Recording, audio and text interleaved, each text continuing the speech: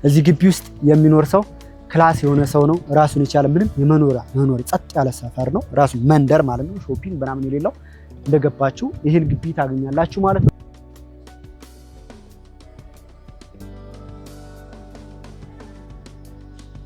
ተጠናቀቀ ነው። ካርታ የተዘጋጀለት ነው። ግቢ ነው። ቪላ የምትፈልጉ ቪላዎቹንም እነዚህን በሙሉ ያካተተ መኖሪያ አፓርትመንት ነው። ታዲያ ብዙዎቻችሁ በእርግጠኝነት ይህን ስትሰሙ ካሬ አማራጮቹ ምን አይነት የካሬ አማራጮች አሉ፣ ቤቱ ምን ይመስላል የሚለውን ለማየት በእርግጠኝነት በጣም ጓጉታችኋል። እዚህ መኖሪያ አፓርትመንት ውስጥ ሁለት አይነት የካሬ አማራጭ ብቻ ነው ይዘን የመጣ ነው። ኩል የሆነ መንደር ነው እንደነገርኳችሁ። እነሱም ባለ 3 መኝታዎች ናቸው። ባለ 3 መኝታ በ148 ካሬ እና በ156 ካሬ ማለት ነው። ግንባታው ተጠናቆ ፊኒሽንግ ሙሉ በዚህ መልኩ አጠቃላይ ስንክ ምናምን ተገጥሞለት ይሄን የዚህ የቤት ባለቤት ለመሆን ምን እንደሚጠበቀው ከእናንተ 20% ብቻ መጥቷል።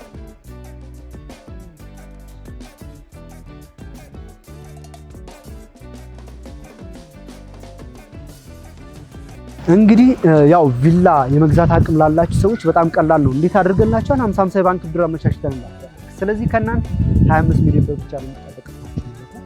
ቀሪውን 25 ሚሊዮን ባንክ ይከፍላችሁና እናንተ ለባንኩ እያከራያችሁ ራሱ ኪራዩ ከምትሰሩትም እንትን ብላችሁ እስከ 20 ዓመት ባለው ጊዜ ውስጥ መክፈል ትችላላችሁ ማለት ነው።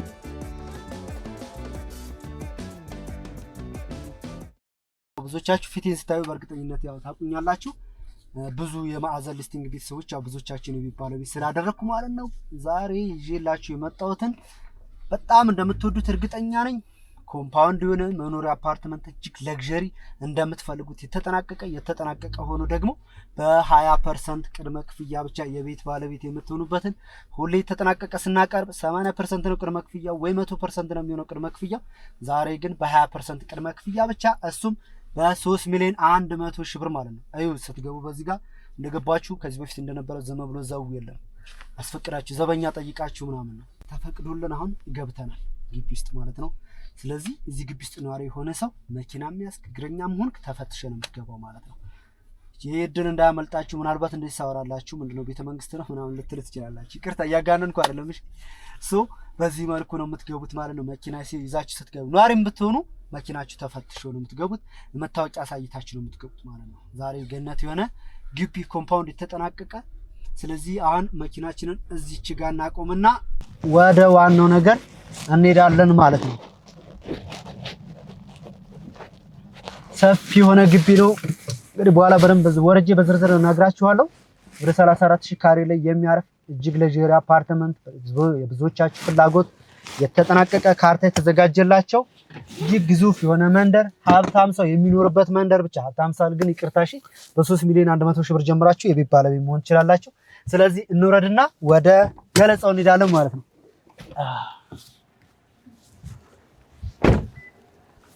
እሺ፣ ስለ ግቢው ገለጻ እናደርጋለን። እንግዲህ ራሴን ማስተዋወቅ ካለብኝ ራሴን ማስተዋወቃለሁ። ወደዛ እንሂድ። ስለዚህ ይህ ግቢ ከመግቢያ ጀምሮ እንግዲህ ግርማ ሞገሱን እንግዲህ አስቡት። እዚህ ግቢ ውስጥ የሚኖር ሰው ክላስ የሆነ ሰው ነው። ራሱን የቻለ ምንም የመኖር ጸጥ ያለ ሰፈር ነው። ራሱ መንደር ማለት ነው። ሾፒንግ ምናምን የሌለው እንደገባችሁ ይሄን ግቢ ታገኛላችሁ ማለት ነው። እንደምታዩት እነዚህ የተረከቡ ናቸው። የተወሰኑ ቤቶች ናቸው የሚቀሩት። እሷን ወደ ውስጥ ገብተን እናያለን። ታዲያ እዚህ ግቢ ስትገዙ ምን ነገሮች ይኖራሉ ማለት ነው? ራሱን የቻለ የመዝናኛ ቦታዎች አሉ። የመዝናኛ ቦታዎች ስንል ጅም ቤት ይኖረዋል፣ ስዊሚንግ ፑል ይኖረዋል፣ የመዋኛ ገንዳ ማለት ነው እና ሌሎችን ተጨማሪ ነፃ የሆኑ የመኪና ማቆሚያዎች ማለት ነው። ለምሳሌ ሌሎች ደግሞ የሰርግ አዳራሽ፣ የህፃናት ትምህርት ቤት፣ ዳቦ ቤት፣ ሱፐር ማርኬቶች ሙሉ ለሙሉ እዚህ ግቢ ውስጥ ይገኛሉ ማለት ነው። ማለት 34000 ካሬ ማለት ቀላል ነገር አይደለም። ስንት አባወራ ይዛል? ራሱን የቻለ አንድ መንደር ነው ወይም ደግሞ ከተማ ነው ማለት ነው። ከተማ ሲሆን ደግሞ ያው ራሱን የቻለ ውስጥ ለውስጥ ይቀርሽ የማይባል ሰርቪስ መስጠት አለበት። ስለዚህ እነዚህ ሰርቪሶች ምን ናቸው? ቅድም እንደነገርኳችሁ መዋኛ ገንዳዎች፣ የልጆች መጫወቻ፣ ባስኬትቦል፣ ፕሌይግራውንድ፣ የቴኒስ፣ የኳስ ሜዳዎች ኳስ የሚጫወቱበት ማለት ነው። እነሱን ያካትታሉ። እዚሁ ላይ ምናልባት ይህ ግቢ እንግዲህ ምንድነው 15 ህንጻዎች ብያቸዋለሁ። ከ15ቱ መኖሪያ አፓርትመንቶች ደግሞ ሌላኛው ቪላዎች አሉ። እዚሁ ቪላዎች ማለት ነው። መኖሪያ ቪላዎችን ስትጠይቁኝ ለነበራችሁ ራሱ ካምፓኑ እስካሁን ድረስ ጥንቅቅ አድርጎ አልሸጠውም። በአጠቃላይ ወደ 17 የሚደርሱ ቪላዎች አሉ። ከ17ቱ 13 አካባቢ ተሸጠዋል። 4 ቪላዎች ናቸው የሚቀሩት። እንግዲህ ቪላዎቹንም የምትፈልጉ ሰዎች እንግዲህ እነሱም በዚህ መልኩ ነው ዲዛይን የተደረጉት። በጣም ነው የሚያምሩት። ኦልሞስት ወደ 300 ካሬ ላይ ወይም ደግሞ 275 ካሬ አካባቢ ላይ ነው የሚያርፉት። ያው G+1 ተደርገው ነው ዲዛይን የተደረጉት። እንደዚህ ደግሞ ኩል እዚሁ ግቢ ውስጥ ሆኖ ደግሞ ለብቻው ግቢ ያለው ትልቅ ቪላ የምትፈልጉ ሰዎች በ20% ቅድመ ክፍያ ነው በነገራችን ላይ የምትከፍሉት። ከዛ እዚሁ ላይ 50 ባንክ ብድር ይመቻችላችኋል። እሱም በደንብ እናወራዋለን። ይሄን ይመስላል ማለት ነው። እና እንግዲህ ይሄንን ግቢ በነገራችን ላይ በዚህ መልኩ እስከዛሬ ቀርቦላችሁ እንደማያውቅ እርግጠኛ ነኝ። ያው ኮምፓውንድ ነው። ይህ ኮምፓውንድ ቪላዎችንም ይዟል፣ መኖሪያ አፓርትመንቶችንም ይዟል። የሁላችሁንም ጥያቄ የተጠናቀቀ ነው። ካርታ የተዘጋጀለት ነው። ግቢ ነው። ቪላ የምትፈልጉ ቪላዎቹንም እነዚህን በሙሉ ያካተተ መኖሪያ አፓርትመንት ነው።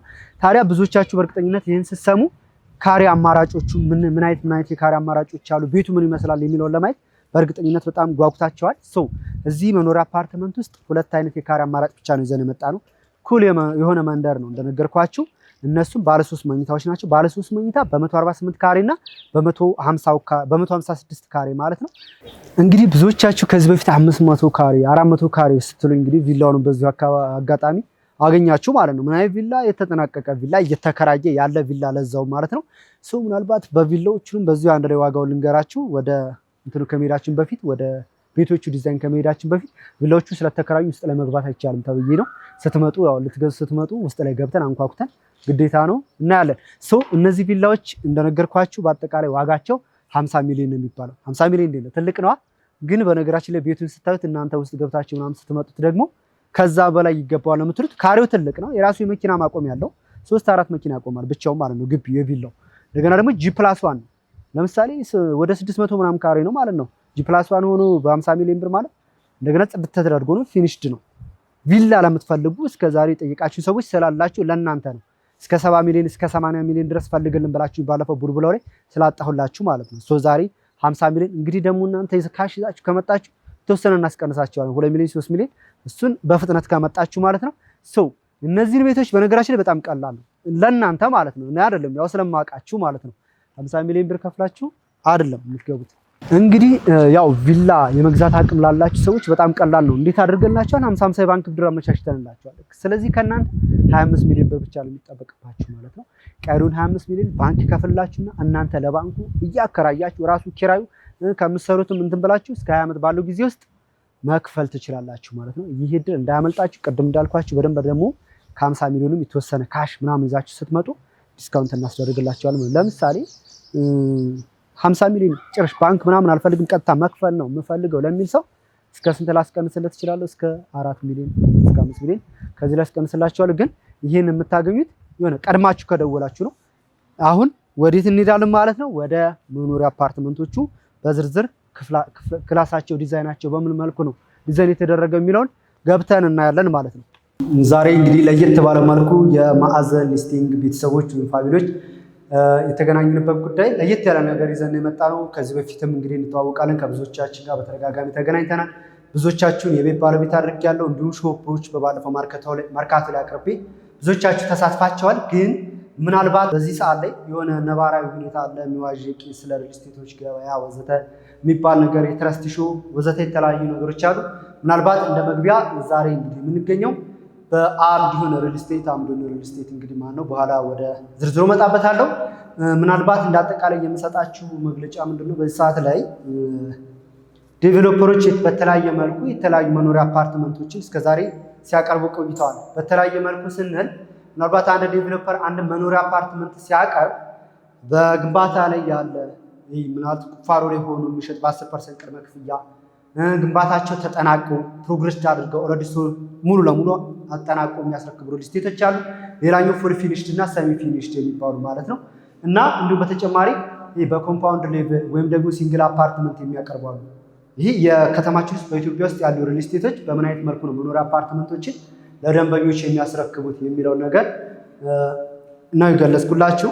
እዚሁ ጋር ምን አለ መሰላችሁ ዛሬ በዋነኝነት ይዤላችሁ የመጣሁት አንደኛ በኮምፓውንድ ሌቭል ያለ መኖሪያ አፓርትመንት ነው። ሁለተኛ የተጠናቀቁና ካርታ የተዘጋጀላቸው መኖሪያ አፓርትመንቶችን ስጠይቁ ለነበራችሁ ዛሬ እንግዲህ እስከ መጨረሻው ድረስ እንድትከታተሉ እንፈልጋለሁ።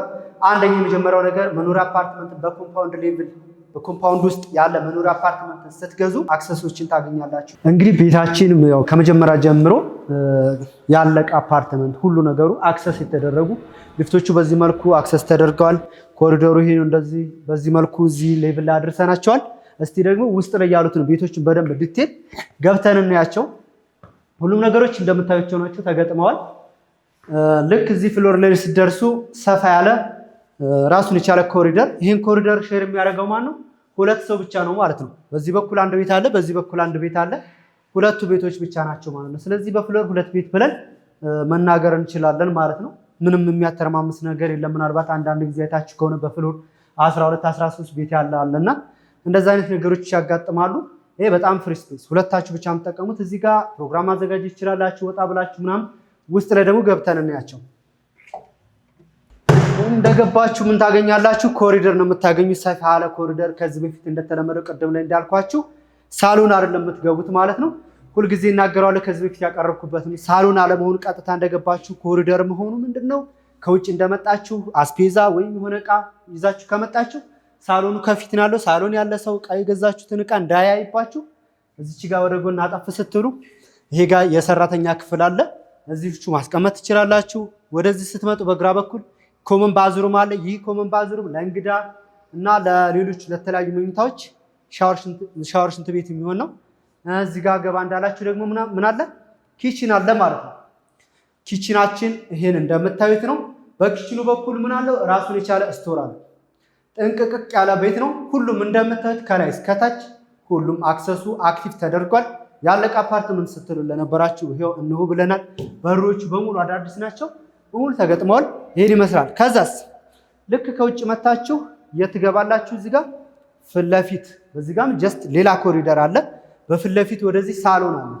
ምን አይነት ሳሎን? የተንጣለለ ሳሎን ይሄው እንደምታዩት ወረት ያስጋለብ የሚባል ጥንቅቅቅ ያለ ቤት። ምናልባት ከዚህ በፊት በፍሎር ፕላን በስርዲ እያጓጓናችሁ ነበረ ፕሬዘንት የምናደርግላችሁ። ዛሬ እንግዲህ ቤት ውስጥ ተገኝተን ፍሎር ፕላኑ ላይ ያለውን ራሱን ቤቱን እንደወረደ ነው ይዘን የመጣ ነው። ይሄው ሰፊ የሆነ ሳሎን አለ። ሳሎኑ በራሱ ምን ይኖረዋል? ራሱን የቻለ እዚህ ጋር በረንዳ ይኖረዋል ማለት ነው። በዚህ በኩል ቤት የሚገዛ ሰው ይሄው እንሆ ኮሪደር ልማቱ ተጠናቃቆ በሙሉ የሚያምር ሰፈር ሆኗል። እንደምታዩት እዚህ ጋር ሰፊ የሆነ ፓርኪንግ የመኪና ማቆሚያ አለ። የሜዳ ቴኒስ፣ የተለያዩ ኳስን ካፌዎች መንግስት የነደፋቸው ፕሮጀክቶች ናቸው። ወደ 4 5 6 መንግስት ወደፊት ለግዠሪ እነኚህ ደስ የሚሉ ካፌዎች የሚከፈትበት ቦታ ነው። በጣም አሪፍ ቦታ ነው። አሪፍ መንደር ነው ማለት ነው። እዚህ ላይ ስትገዙ አንደኛ የነዋሪ መጨናነቅ የለም። ፈታ ብላችሁ ነው የምትኖሩት። ቁመቱ ሲሊንጋ ሁሌም የምለው ነገር ነው። በጣም ረጅም ነው። ከዛስ ከሳሎኑ ከውጭ መታችሁ ወደ ቀኝ ጥፍ ስትሉ የመኝታ ክፍሎችን ፓርቶች ታገኛላችሁ ማለት ነው። የመኝታ ክፍሎችን ቀጥታ በዚህ በኩል እንደገባችሁ ምን ታገኛላችሁ? ማስተር ቤድሩሙን ታገኙታላችሁ ማለት ነው። ማስተር ቤድሩሙ ይሄው ሁሉም ነገር ተገጥሞለታል። በጣም ነው የሚያምረው። ረጅም የሆነ ራሱን የቻለ የራሱ ምን ያለው ሻወር ሽንት ቤት ያለው እዚህ ጋር ባዝ ገንዳ እንትን ያለው በጣም ሰፊ የሆነ የራሱ ማስተር ባዝሩም አለው ማለት ነው። ይሄው ገንዳዎቹም አሉ እዚህ ጋር እነሱ አክቲቭ ተደርገዋል። የሽንት ቤቱ ሙሉ ማለት ነው። በዚህ መልኩ ሬዲ አድርገነዋል ማለት ነው። ይሄ ማስተር ቤድሩም ነው። ማስተር ቤድሩሙ ብቻውን ባለ አንድ መኝታ በሉት። ከዛ እዚህ ጋር ምን አለ? ሁለተኛው መኝታ ቤት ታገኙታላችሁ ማለት ነው። የማሳያችሁ የባለ 3 መኝታው ነው። የጋ ሁለተኛ መኝታ ቤት ይኖራል። ከዛ በፊት ለፊት ደግሞ እዚህ ጋር ሌላኛው ሶስተኛው መኝታ ቤት አለ ማለት ነው። ስለዚህ በአጠቃላይ ይሄ ቤት ባለ 3 መኝታ ነው። ቀደም ላይ አሳያችኋለሁ ያልኳችሁ ራሱን የቻለ የሰራተኛ ክፍል ከ3 መኝታ ውጪ ሰራተኛ ክፍል ይኖረዋል፣ ስቶር ይኖረዋል፣ በረንዳ ይኖረዋል። እጅግ ለግዠሪ አፓርትመንት ነው። በዚህ መልኩ ሬዲ አድርገን አቅርበን እንሆ ብለናቸዋል። ይሄ እንዳያመልጣችሁ እንላለን። ታዲያ እስካሁን ያየናቸውን ክላሶች በሙሉ ይሄን ፈረስ የሚያስጋልብ ቤት ልበላችሁ። ያው እንግዲህ እኛ የሀገራችን አባባል ነው። ያው እንግዲህ ፈረስ አስጋልብም፣ ግን ያው አንድ ነገር ግዙፍ ነው ለማለት የምንጠቀምበት ቃል ነው። እና ይሄን ቤት ይሄ በዚህ ልክ የደረሰን አፓርትመንት ግንባታው ተጠናቆ ፊኒሽንግ ሙሉ በዚህ መልኩ አጠቃላይ ሲንክ ምናምን ተገጥሞለት ይሄን የዚህ የቤት ባለቤት ለመሆን ምን እንደሚጠበቀው ከእናንተ 20% ብቻ መክፈል። ቅድም ላይ እንዳልኳችሁ ምናልባት የተጠናቀቁ መኖሪያ አፓርትመንቶች በግንባታቸው መሰረት ስለሆነ በግንባታው መሰረት ነበር ከዚህ በፊት የምናስከፍለው ብያቸዋለሁ አይደለ? 20% ከደረሰ ግንባታ 20% ሲደርስ 20% 100% ተጠናቀቀ ከሆነ 100% ነው ወይ 80 እና ከዛ በላይ ነው የምትከፍሉት። እኛ ግን ዛሬ ያቀረብኩላችሁ ይዤላችሁ የመጣሁት በዚህ ልክ የተገጠመ ቤት በዚህ ልክ እዚህ ሌቭል ላይ የደረሰ መኖሪያ አፓርትመንትን መጀመሪያ ላይ የምትከፍሉት ስንት ነው? 20%ን ብቻ። ቀሪውንስ ቀሪ ስንት ይቀራቸዋል? 80% ይቀራቸዋል አይደል? 80% ያለምንም ወለድ ግንባታው በዚህ መልኩ ስለደረሰ ማለት ነው በአራት ዙር 20% እስከ 1 ዓመት ባለው ጊዜ ውስጥ እፎይታ ይሰጣቸዋል። ስፔሻሊ አንዳንድ ምክንያት ካለ እስከ 1 ዓመት ተኩል የማራዘም ፕሮባቢሊቲ ይኖረናል። ግን ውላችን እስከ 1 ዓመት ቀሩን 80% ማለት ነው። እዚሁ ላይ ቅድም እንዳልኳችሁ ለምሳሌ ባንክ ጋር እናመቻቻለን ብያቸዋለሁ። 50%ቱን ከፍላችሁ ይሄ በአጠቃላይ የቤቱ ባለቤት መሆን ትችላላችሁ። 20% ያልኳችሁ 20%ቱን ትከፍሉና ለምሳሌ አንድ ደንበኛችን 50 የባንክ ብድር ኮድ የተመቻቸለት 20%ቱን ሲከፍል 30 ይቀራል።